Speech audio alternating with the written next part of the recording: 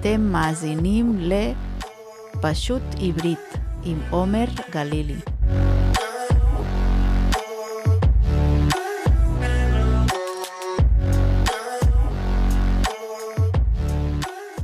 שלום לכם מאזינים יקרים, איך אתם? אני מאוד מקווה שהכל טוב, ואפילו מעולה. אז ברוכים הבאים לפרק מספר 9, והיום נדבר על התפרצות הטלגרם בישראל בזמן המלחמה. הפרק היום מחולק לשני חלקים. בחלק הראשון נדבר על אפליקציית הטלגרם. איך היא התחילה ואיך באופן די מפתיע היא הפכה להיות אפליקציית החדשות המרכזית בישראל. בחלק השני של הפרק נדבר עם ספי תואמי. ספי הוא חבר שלי מהצבא, שכמו רבים בישראל הפכו את הטלגרם למקום העיקרי שממנו הם רואים חדשות. הולך להיות פרק מאוד מעניין. אז יאללה, הגבירו את הווליום, ויצאו להליכה או לחדר הכושר, או שבו בנחת על הספה הנוחה בבית. כי אנחנו מתחילים.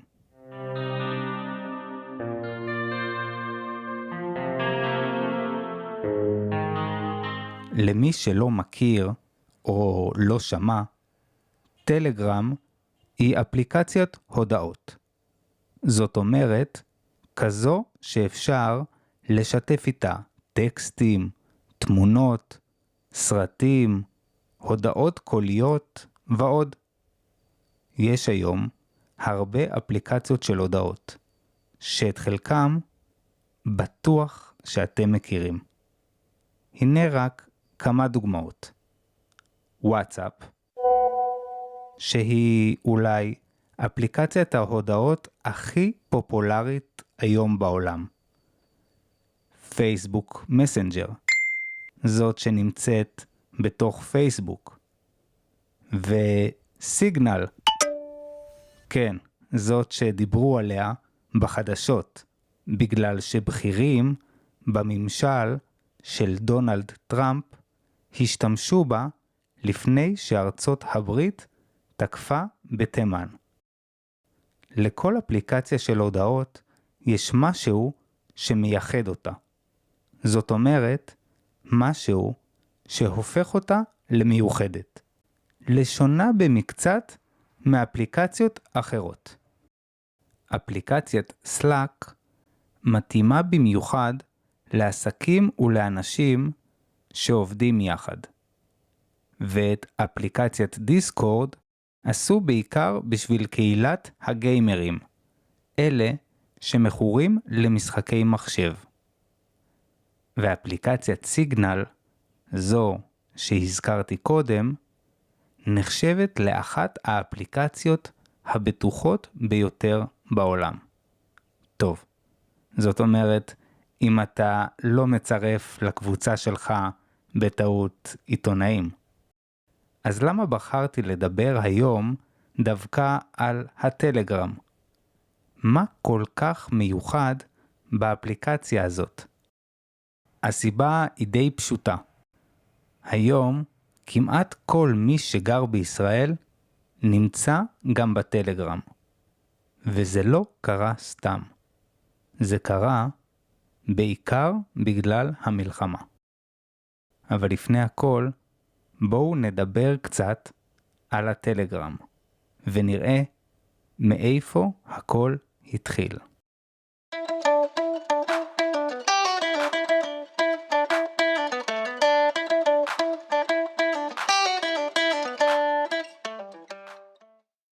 פאבל וניקולאי דורוב הם שני אחים מרוסיה. פאבל, האח הצעיר, הוא יזם. יזם זה מישהו שאוהב לבנות פרויקטים ולהקים חברות. ניקולאי, האח הגדול, הוא איש מחשבים, וגם מתמטיקאי גאון. גאון זה מישהו ממש ממש חכם.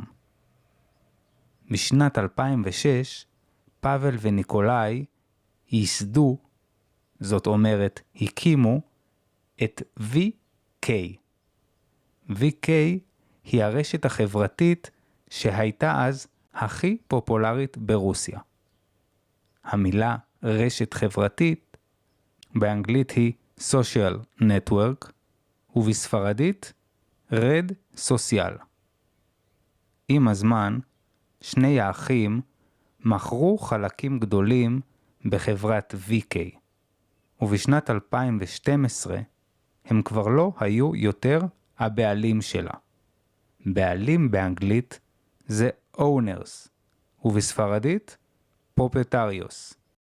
למרות שהאחים מכרו את החברה, פאבל עדיין נשאר המנהל. אבל פאבל לא היה מרוצה. הוא לא ממש הסכים עם הבעלים החדשים של החברה. וחוץ מזה, השלטון הרוסי עשה לו הרבה בעיות. בגלל ההצלחה של VK, השלטון ברוסיה רצה לקבל אינפורמציה על האנשים שמשתמשים באפליקציה, ובמיוחד כאלה שמתנגדים למשטר. המילה משטר באנגלית היא רג'ים, ובספרדית רחימן. פאבל, שנמאס לו כבר מכל מה שקורה ב-VK, החליט להקים חברה חדשה. ביחד עם האח שלו ניקולאי, הם הקימו את טלגרם, אפליקציית הודעות חופשית, בטוחה ובלתי מצונזרת. זאת אומרת, אפליקציה שאפשר להגיד בה כל מה שרוצים, גם אם זה לא מתאים לשלטון של אותה מדינה. ומה נראה לכם חשבו על הרעיון הזה ברוסיה? ניחשתם נכון. הם לא אהבו את זה בכלל. ובאמת, זמן קצר אחרי שאפליקציית טלגרם נולדה, האחים דורוב עזבו את רוסיה ועברו לנהל את החברה מדובאי. שם, כל עוד אתה בא עם מספיק כסף, אף אחד לא שואל אותך שאלות.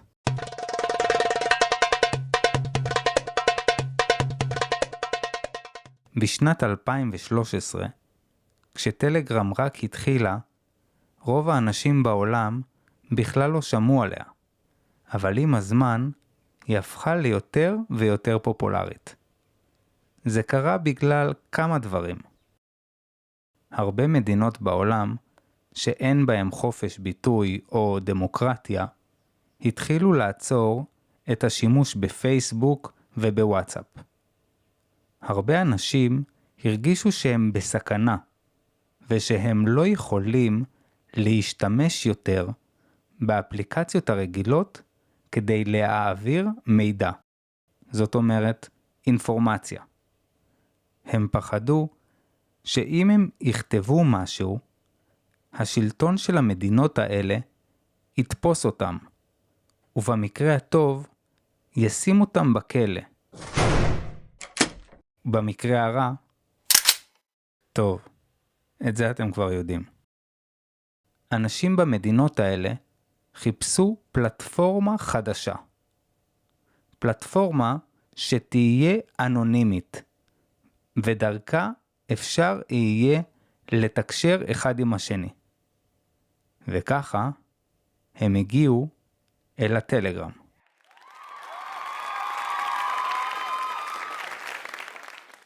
ובישראל, באותן השנים, הטלגרם בישראל שימש בכלל למשהו אחר לגמרי. אתם יודעים למה? טוב, בגלל שזה לא פודקאסט לילדים, אז מותר לספר.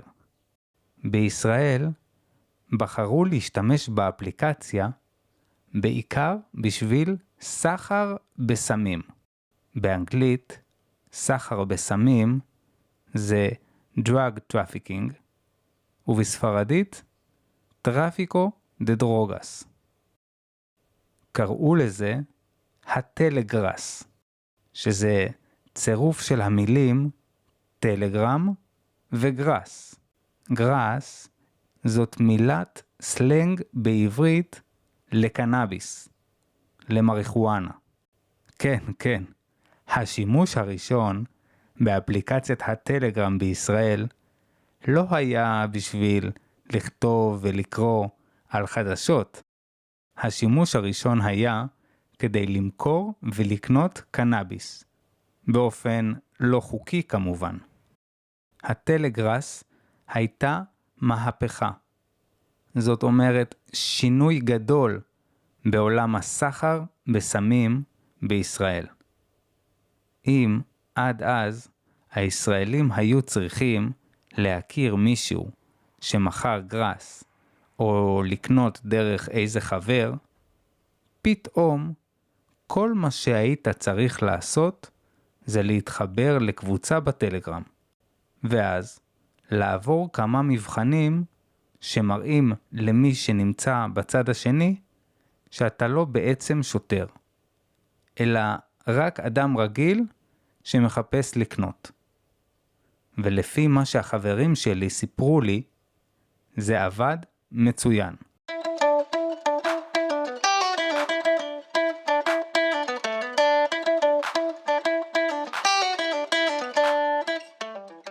בטלגרס הייתה רמה של שירות וגם מחירים שלא היו קודם בארץ. יותר, לא היה צריך ללכת ברחוב או להכיר כל מיני אנשים שלא ממש רצית. יכולת פשוט לשבת בבית שלך, לפתוח את הטלגרם, לבחור את מה שרצית לקנות, במחיר שהתאים לך, ולחכות עד שהשליח יעצור ליד הבית.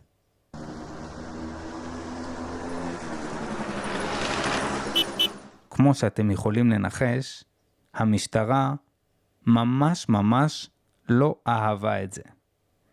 היא ניסתה לעצור את הטלגרס בכל הכוח. אבל בגלל שהטלגרם היא אפליקציה אנונימית, זה לא היה פשוט.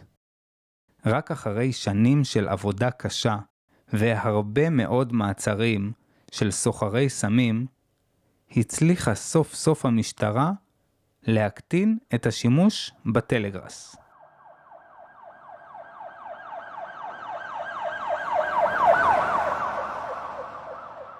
ברגע שהטלגרם הפסיק להיות המקום העיקרי שבו ישראלים מחפשים את הקנאביס שלהם, עזבו אותו הרבה אנשים. מי שעדיין נשאר בטלגרם עשה את זה בעיקר כדי להוריד סדרות וסרטים בצורה פיראטית. זאת אומרת, מבלי לשלם עליהם. אבל אז, הגיע 7 באוקטובר 2023, ובאותו יום, הטלגרם בישראל פשוט התפוצץ.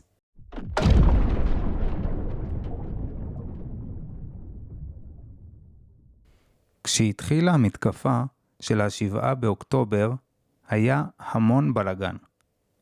כל ערוצי החדשות הרגילים, זאת אומרת, הטלוויזיה, הרדיו, ואפילו אתרי האינטרנט הגדולים בישראל, לא הצליחו לעקוב אחרי החדשות הרעות שהגיעו מכל כיוון.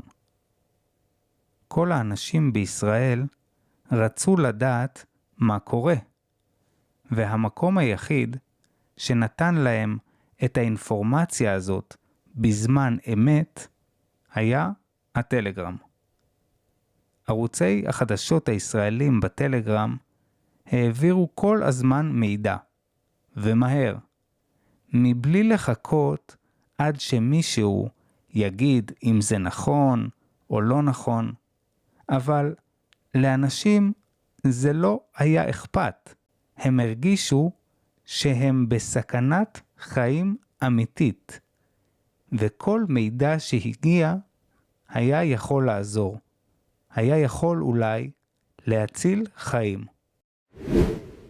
רגע לפני שממשיכים, אני רוצה לבקש מכם משהו. אם אהבתם את הפודקאסט, אשמח שתדרגו אותו באפליקציה שלכם, וגם תעשו לי עוקב. הסיבה שאני מבקש מכם לעשות את זה, היא שזה עוזר לי לקדם את הפודקאסט, ולהגיע לעוד אנשים.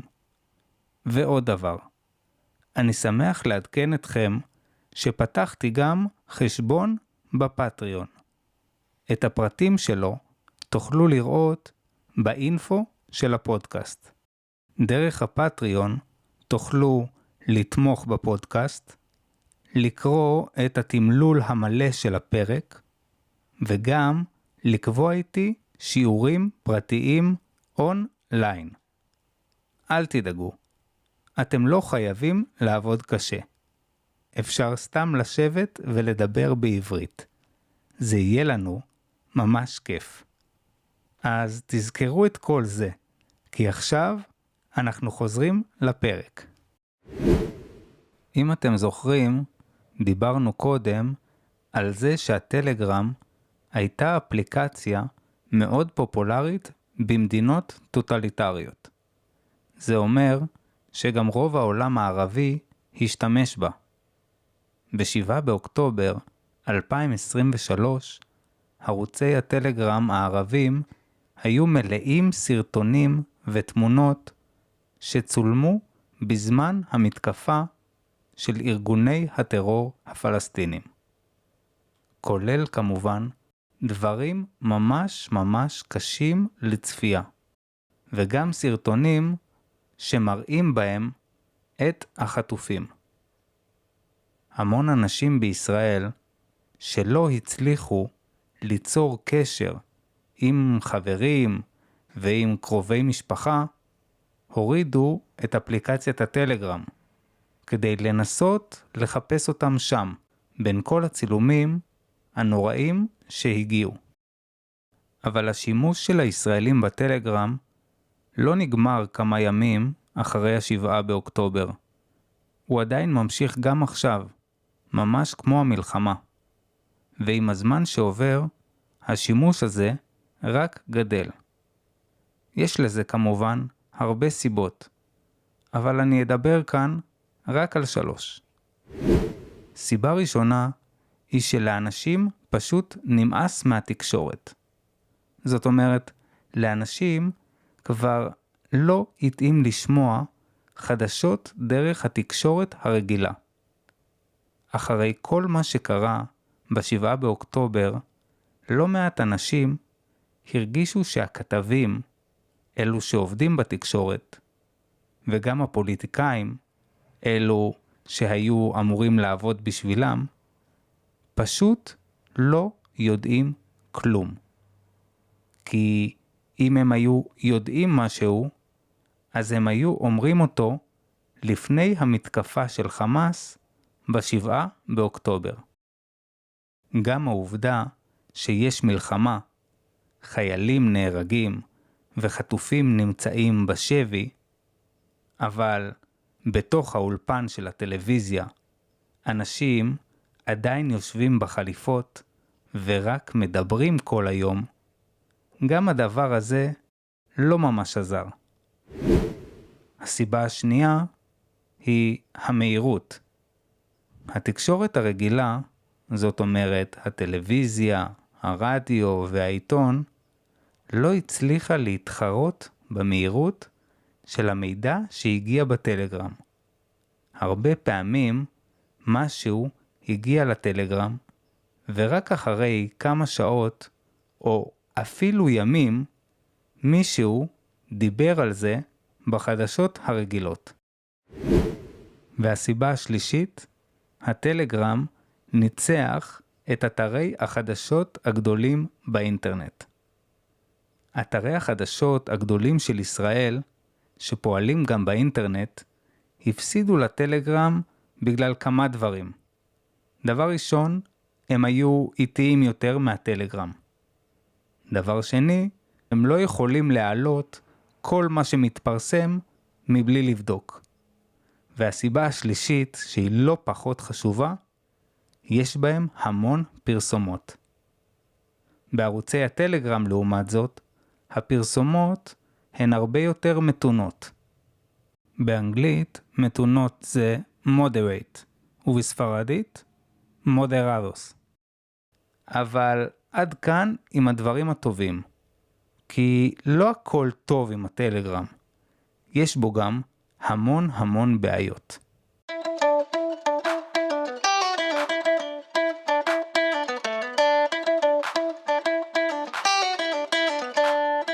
כמו שאמרתי קודם, ערוצי החדשות הרגילים מפעילים סינון. זאת אומרת, הם שמים פילטר על מה שהם בוחרים לשדר.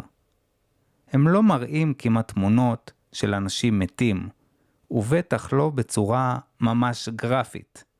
אבל בטלגרם, הכל הרבה יותר גלוי. זאת אומרת, שאין כמעט שום צנזורה. הרבה קבוצות בטלגרם, גם בישראל וגם קבוצות פלסטיניות, משתפות תמונות וסרטונים שהם מאוד קשים לצפייה.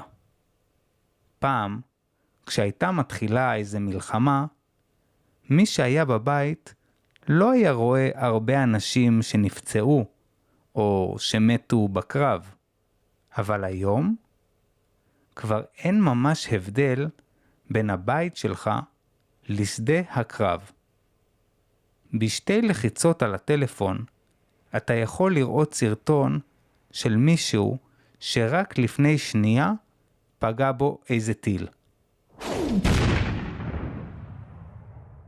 החדשות הקשות בטלגרם השפיעו, זאת אומרת, עשו משהו להרבה מאוד אנשים בישראל. חלק הפסיקו לגמרי להסתכל, ואחרים רק רוצים לראות עוד. זה מביא אותי לבעיה הבאה, ההתמכרות לטלגרם. המילה התמכרות באנגלית היא addiction, ובספרדית אדיקסיון. כמו שאתם בטח יודעים, המזרח התיכון עכשיו רותח. הכל פה עומד להתפוצץ. ובגלל שישראל נמצאת במלחמה בכל כך הרבה חזיתות, זאת אומרת אזורים שונים, אז אנשים רוצים לדעת מה קורה. ועכשיו, כי יכול להיות שזה יציל להם את החיים. החדשות של פעם, אלה של הטלוויזיה, הרדיו והעיתון, הם כבר לא מספיק מהירות.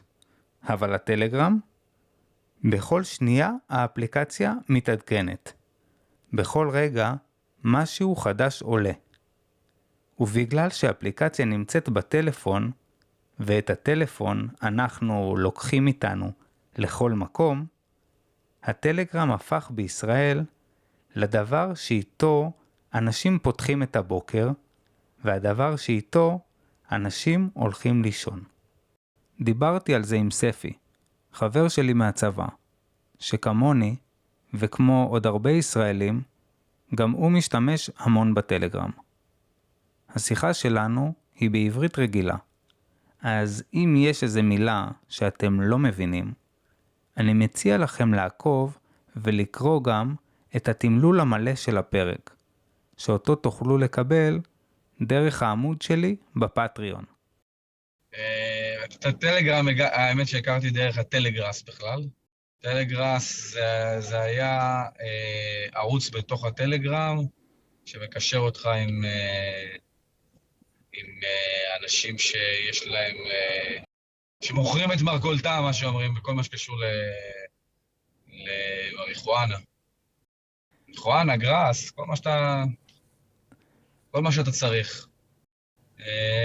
סתם ניסיתי זה פעמיים, באיזו תקופה בחיים שלי, וזה לא היה בשבילי. וזהו, מחקתי את הטלגרם, והחזרתי אותו, אני מעריך משהו כמו חצי שנה לפני המלחמה, ואני אפילו לא זוכר למה. ולאט לאט נחשפתי לעוד כל מיני ערוצים שמשדרים כדורגל בשידור ישיר, וערוצים פיראטיים, ולבסוף זה הפכה להיות האפליקציה הראשית לחדשות, כאילו, לא... כל הדברים האחרים שאמרתי זזו הצידה, ונשאר שם רק חדשות. בשלב הזה שאלתי את ספי על 7 באוקטובר, ועל הימים שבאו אחר כך. רציתי לדעת מה גרם לו להתחבר דווקא לטלגרם, ולא לערוצי חדשות אחרים. קודם כל, לא הכל פרסמו אצלנו בערוצים, יש דברים שסיננו, ובשביל לקבל את התמונה המלאה כדי להבין מול מה אתה מתמודד, כן, יש המון דברים קשים שראיתי שם שבדיעבד אמרתי לעצמי שזאת הייתה טעות. נורא רציתי לחשף לסרטונים, סתם דוגמה, לסרטון הזה של 51 דקות, הסרטון הזה שמדברים עליו שתסתובב בעולם, אצל שגרירים ומנהיגי עולם וכל מיני משפיעי דעת קהל. רציתי נורא לראות את הסרטון הזה, וחלק מהסרטון הזה הוא גם, אתה יודע, מידע שקיבלו אותו גם מהערוצים שלהם. אז אני בטוח שלחלק מהסרטונים כן נחשפתי. אחרי כמה חודשים אמרתי לעצמי שאני לא יודע אם אני מסוגל להתמודד עם המראות הזוועתיים באמת. למרות שאני הרגשתי כל השנים שאני חסין למראות קשים, אבל כשראיתי שם כמה סרטונים זה מאוד צרם לי, ומאז אני לא נכנס לסרטונים, אני קורא יותר את הדברים, את המלל, מסביעים.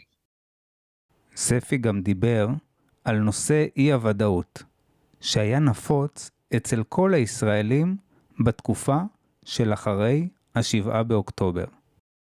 אני גם חושב שרוב האנשים שנכנסים שוב, הדבר שהם רוצים לקבל זה תמונה מלאה ופחות להיות באי-ודאות. אני לא חושב שיש איזו תמונה ברורה מה עברנו, אין איזה מישהו שמכיר את כל הפרטים, שיכול להגיד לך, יש לי את התמונה הברורה בדיוק מה היה שם. וגם המון מסתירים מהציבור.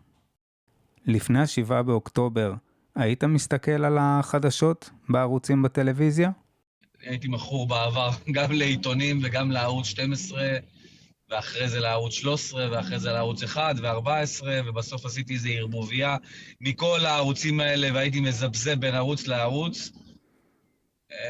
לדעתי היום יש המון פייק שמסתובב בערוצים האלה. המון אינטרסים. לא אגיד לך שאני לא רואה היום בכלל, אבל זה ירד מ-100% ל-10%. מה היתרון של הטלגרם לעומת החדשות הרגילות? קודם כל, אני מרגיש מהירות המידע שעוברת מהטלגרם לכל בן אדם היא הרבה יותר מהירה. אתן לך דוגמה הכי פשוטה. חיסול של חסן נסראללה. צרכתי את זה קודם כל מהטלגרם. זה היה, אתה יודע, סרטונים שהגיעו מלבנון של הפיצוצים. בוא נגיד שזה היה רבע שעה, 20 דקות לפני מה ששידרו בחדשות. אותו דבר עם סינואר, אותו דבר... כל אירוע גדול שהיה, גם הביפרים. הביפרים לצורך העניין, אני בכלל לא הייתי בארץ, הייתי על יאכטה בחול. אני נשארתי ער עם הקפטן, כי בדיוק הגענו לדרום איטליה, וממש נהניתי מלילה עם ירח מלא ורעות, ובאמת רוח טובה, הכל היה מדהים. פתאום, וחיכינו נורא שהטלפונים יחזרו כדי שנבין מה קורה. לא היה לנו איזה מידע שקרה, איזה משהו כזה גדול, אבל בגלל שאנחנו עוקבים אחרי החדשות, אז קצת גירד לנו לראות מה קורה בארץ אחרי 36 שעות. ו2 בלילה התחילו הטלפונים לצלצל אחד אחרי השני. רוב האנשים שהיו על היאכטה ישנו, אבל בגלל שהטלפונים צלצלו וראינו שזה כמויות של צלצולים, פתחנו את הטלפונים וכל המידע זרם. אני זוכר שהייתה התרגשות מטורפת, כי זה היה איזה אירוע כזה גדול, לקבל את זה בכזאת הפתעה, אז נורא התרגשנו. משעה 2 בלילה עד 8 בבוקר ישבנו וממש ראינו את כל הסרטונים וראינו את החדשות, והייתה איזו תחושת ניצחון כזאת באוויר, וזהו. תגיד לי, ממה שאתה רואה סביבך, אנשים מחוברים לטלגרם? כן. כאילו... לא, אני רואה זה, האינדיקציה שלי לזה שאני רואה כל פעם את אנשי הקשר שלי שמופיע לי, איש קשר יצטרף לאפליקציה, איש קשר יצטרף לטלגרם. אז אתה רואה את הרשימה גדולה של אנשי הקשר. טוב, שמעתם את ספי. אבל זה מה שקורה עכשיו, כי יש מלחמה. אבל מה יהיה כשהמלחמה תיגמר? זאת שאלה מצוינת. קשה לדעת מה יהיה עם הטלגרם בישראל יום אחרי שהמלחמה תיגמר. יכול להיות שפחות אנשים ישתמשו בו, בדיוק כמו שקרה אחרי שסגרו את הטלגרס. זאת אומרת שמה שגרם לאנשים להתמכר זה לא הטלגרם, אלא המלחמה. המצב המיוחד שיש היום בישראל. וברגע שהמלחמה תיגמר, כבר לא יהיה צורך בטלגרם. וכמו שהיה בעבר, עם הטלגרס, אנשים יפסיקו להשתמש בו. אבל מצד שני, יכול גם לקרות בדיוק ההפך.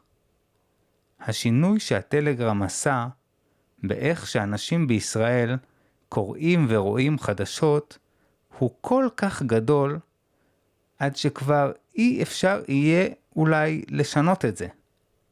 ועם הזמן, יותר ויותר אנשים יעזבו את הטלוויזיה ואת אתרי האינטרנט, ויעברו להסתכל על החדשות דרך הטלגרם, או דרך אפליקציות דומות.